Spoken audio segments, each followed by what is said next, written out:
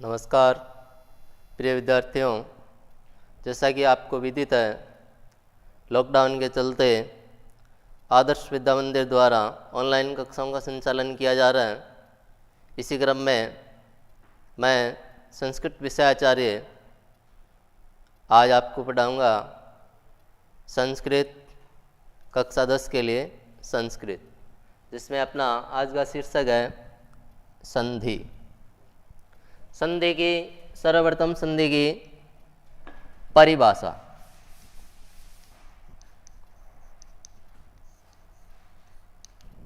संस्कृत में इसकी परिभाषा होती है वर्ण संधानम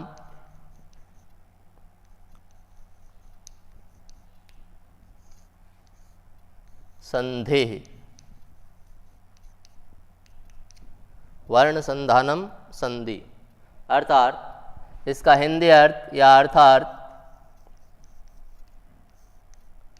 वर्णों के मेल को संधि कहते हैं। वर्णों के मेल को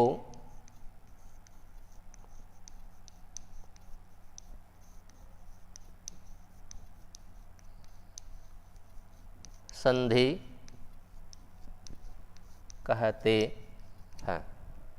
दूसरे शब्दों में अपन इसको कहें तो जहाँ अत्यंत दो संयोगी वर्णों के मिलने से जो विकार उत्पन्न होता है, जो परिवर्तन होता है, इसी विकार को, इसी परिवर्तन को संधि कहते हैं। आगे संधि के प्रकार।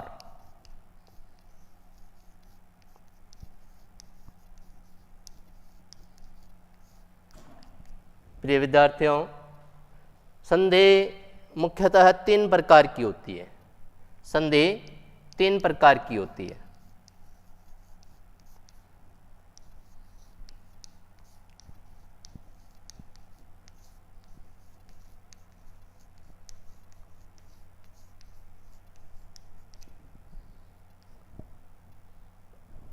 जिसमें पहला है स्वर संधि,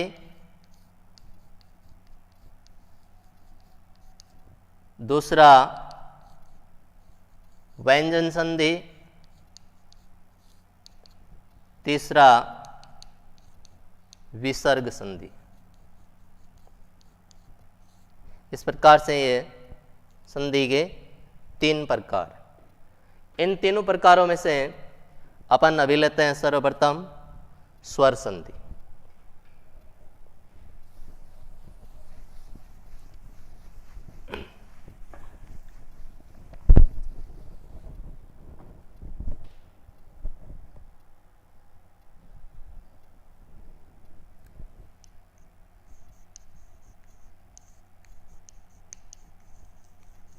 स्वर संधि। अब सर्वप्रथम स्वर संधि की परिभाषा। स्वर संधि की परिभाषा में सीधा सा है, जहां पर स्वरों का मेल होने से जो विकार उत्पन्न होता है वहां पर स्वर संधि होती है। स्वरों का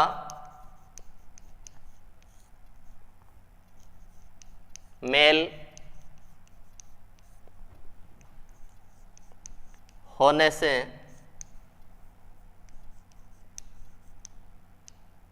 जो विकार उत्पन्न होता है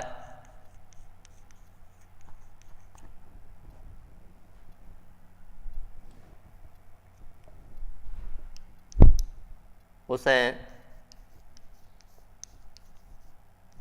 स्वर संधि कहते हैं।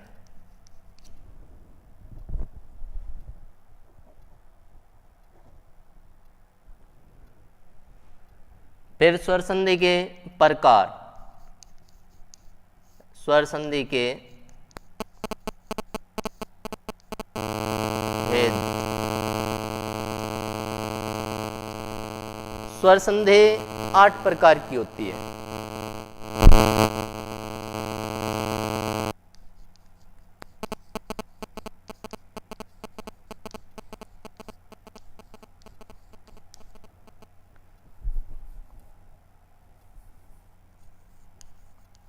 स्वर संधि के 8 भेद होते हैं, यथा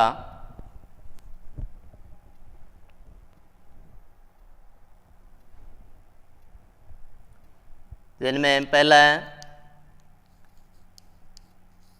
यण संधि, दूसरा अयादि संधि, तीसरा गुण संधि, चौथा वृद्धि संधि, पांचवा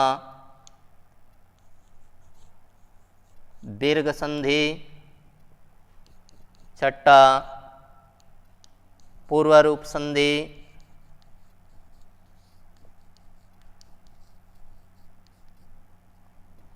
सातवां पररूप संधि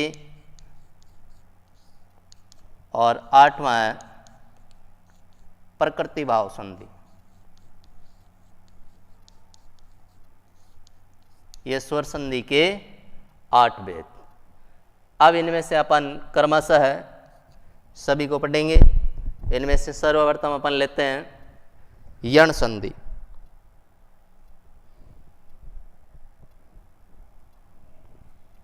अब आगे अपन पढ़ रहे हैं यण संधि।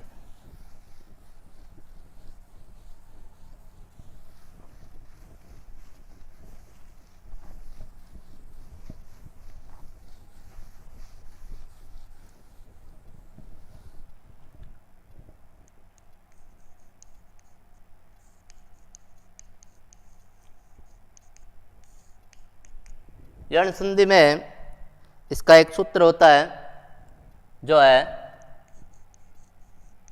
इको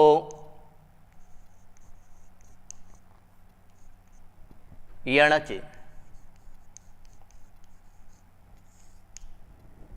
यह सूत्र यह बताता है कि यण संधि कहाँ होती है, इसके स्थान पर परिवर्तन क्या होते हैं। अर्थात इस सूत्र की व्याख्या अपन करें तो इसी यण संधि की पहचान जिसे अपन कह सकते हैं, इसकी व्याख्या है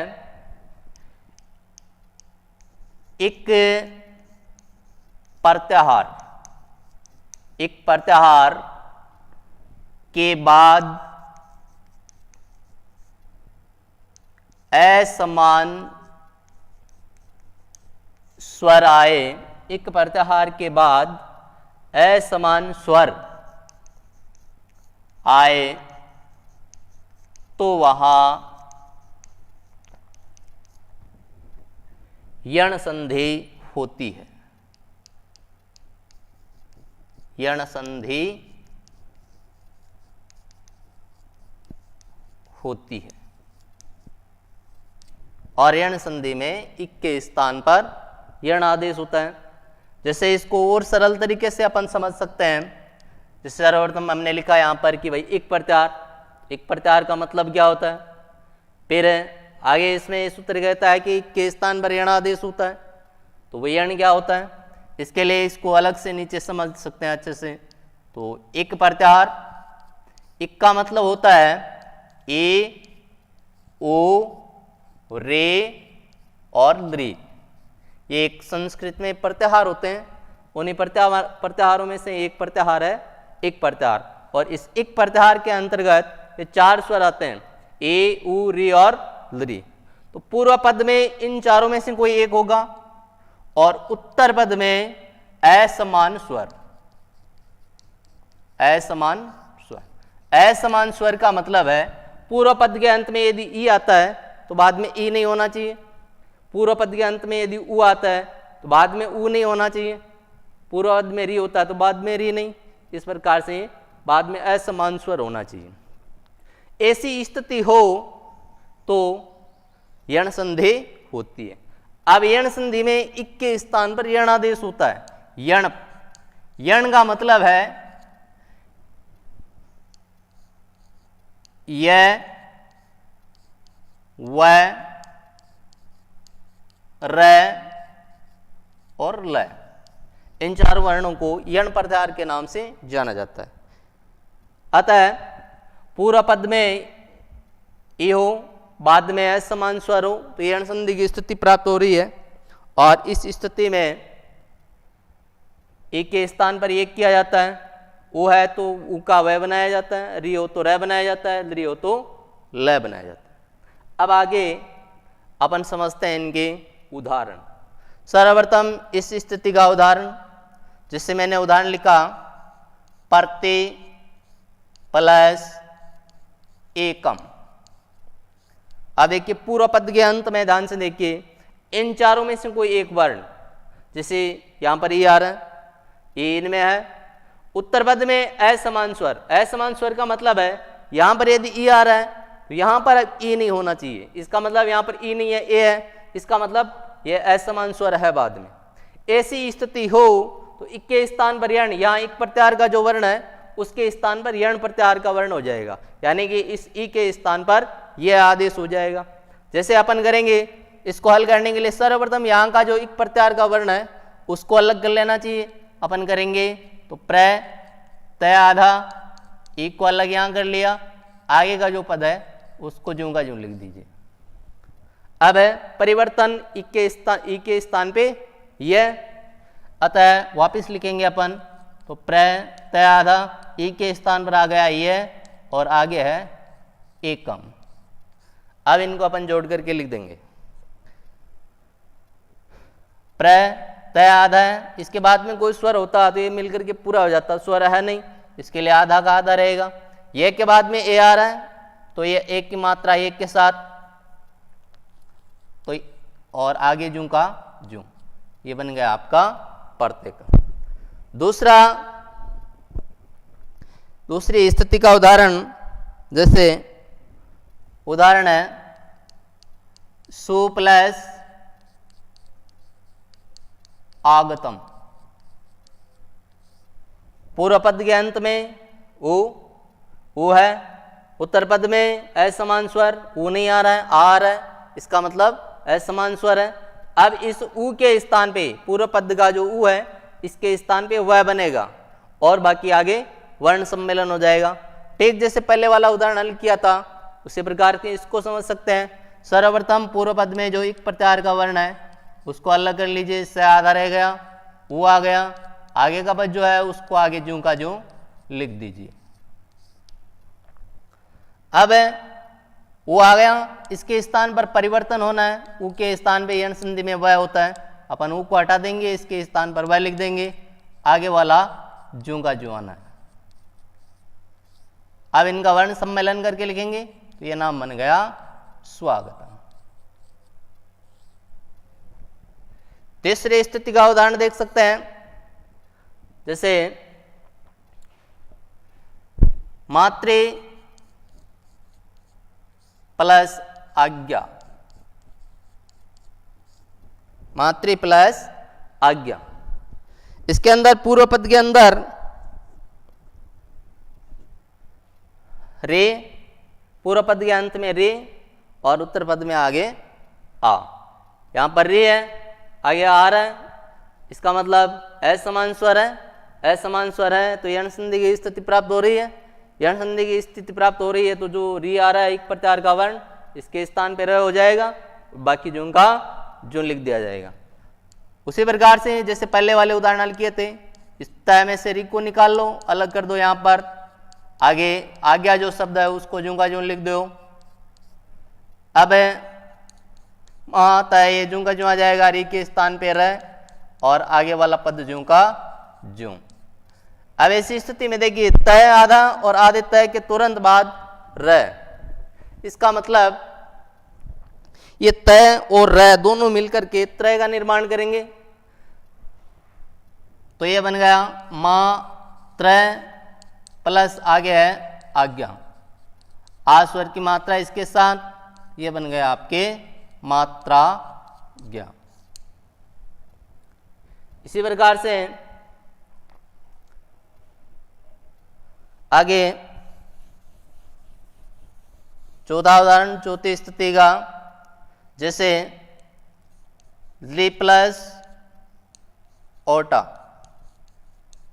पूर्व पद में ली इनमें से आ रहा है, बाद में असमान स्वर होना चाहिए, असमान स्वर वो आ रहा है, तो ऐसी स्थिति में यण संधि का नियम लागू हो रहा है। तो यहाँ पर सीधा दृ के स्थान पर यण संधि में लय होता है, ये लय आ गया, आगे वो टा, ये ज्यों का ज्यों जुड़ेगा और ये नाम बन गया लोटा।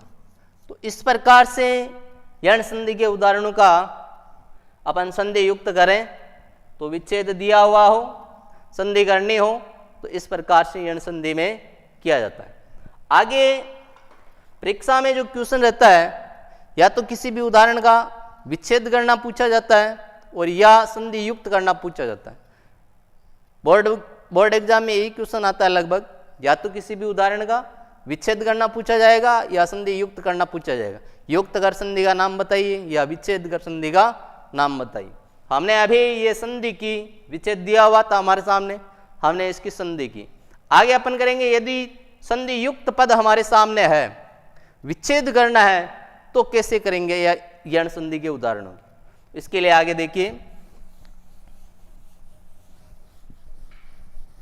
आगे अपन यण संधि के उदाहरणों का विच्छेद करना हो तो कैसे करें। इसके अंदर जैसे कोई भी उदाहरण है, जैसे मैंने उदाहरण लिखा न्याय है, स्वच्छ है।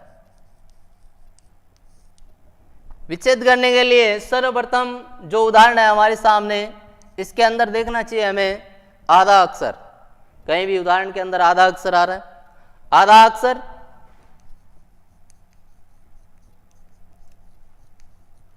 और इसके तुरंत बाद, आधा अक्षर और इस आधे अक्षर के तुरंत बाद यण प्रत्याहार का कोई वर्ण होना चाहिए। यण प्रत्याहार का मतलब य, व, र और ल। आधा अक्षर, आधे अक्षर के तुरंत बाद यण प्रत्याहार का कोई वर्ण होना चाहिए। यदि यह स्थिति होती है तो वहां पर जहां पर आधा अक्षर आ रहा है वहीं से टुकड़ा होना है। जैसे पहला उदाहरण है न्याय, इसके अंदर अपन देखेंगे आधा अक्षर कहाँ है, यह आधा अक्षर यहाँ पर है। अब मान लीजिए कि इसका जो विच्छेद होना है, वो टुकड़ा होना है, वो यहीं से होना है। इसके लिए सर्वप्रथम जो आधा अक्षर है, जैसे इसका संधि विच्छेद करना हमें नहीं आएगा। आधा अक्षर जो है ना, इसको सर्वप्रथम अलग कर दीजिए, अलग कर दिया। अब इसके तुरंत बाद यण प्रत्याहार का जो वर्ण है उसको आगे से अलग कर लो। यण प्रत्याहार का वर्ण इसमें ये आ रहा है, इस ये को अलग कर लो, अलग कर लिया। अब देखिए यहां से एक को तो हमने लिया, लेकिन इसके अंदर जो आ था, आ को नहीं लिया। अब आ सहित आगे का जो है उसको ज्यों का ज्यों लिख देना है। आगे बचा है आ और ये। अब यण प्रत्याहार का जो वर्ण आया है ये, अब ये देखना है कि ये यण संधि में किसके स्थान पर होता है। यह यण संधि में किसके स्थान पर होता है, ई के स्थान पर। इसके स्थान पर आ जाएगा ई, और इस ई की मात्रा इस पहले वाले वर्ण के साथ में लगा देनी। इसके साथ लगाएंगे, ये हो गया नी, और आगे वाला है उसको ज्यों का ज्यों लिख देना है, ये हो गया आय। इसी प्रकार से आधा अक्षर एक ही उदाहरण में दो जगह भी हो सकता है। जैसे स्वच्छ नाम है, इसके अंदर आधा अक्षर यहां पर भी है, आधा अक्षर आगे यहां पर भी है। ऐसी स्थिति में हमें उस आधे अक्षर का चयन करना है जिसके तुरंत बाद यण प्रत्याहार का कोई वर्ण हो। जैसे स्वच्छ में इस आधे अक्षर के तुरंत बाद वह आ रहा है, वह यण प्रत्याहार का वर्ण है। आगे च आ रहा है, लेकिन च के बाद में छ है। ऐसी स्थिति में यहां से अब ऐसा मानना चाहिए इसका टुकड़ा यहां से नहीं होगा बल्कि यहां से होगा। अब यहां से करेंगे तो इसी प्रकार से इसके टुकड़े कर सकते हैं। सर्वप्रथम जो आधा अक्षर है उसको अलग कर दो, फिर यण प्रत्याहार का जो वर्ण है उसको अलग कर दो, उसको लिख दिया हमने यहाँ। आगे जो बचा यहां से वह को तो लिखा हमने, लेकिन वह के अंदर जो अ था उसको नहीं लिखा। अब इसके अंदर अ सहित आगे का जो भाग है उसको यहां लिख देना है। अब इसका ये यण प्रत्याहार का वर्ण आ गया हुआ है। अब देखना ये वह यण संधि में किसके स्थान पर होता है, तो इसमें उ के स्थान पर होता है। इस उ की मात्रा अब इस पहले वाले आधे अक्षर के साथ लगा दी। तो अब ये इसके साथ लगते ही ये बन गया सु, और आगे का अपने पास है अच। अतः स्वच्छ का संधि विच्छेद हो गया सु प्लस अच, और न्याय का संधि विच्छेद हो गया नी प्लस आय। तो इस प्रकार से चाहे किसी अपवाद स्वरूप कोई हो सकता है, ये स्थिति ना हो, बाकी लगभग यही स्थिति आती है सभी के अंदर। और अपन किसी भी उदाहरण का एकदम आसानी से विच्छेद कर सकते हैं। इनके अलावा आप अपने जो पाठ्य पुस्तक है उनमें से यण संधि के उदाहरणों को ज़्यादा से ज़्यादा छांटिए, उनका हल करने का प्रयास कीजिए। इसी के साथ धन्यवाद।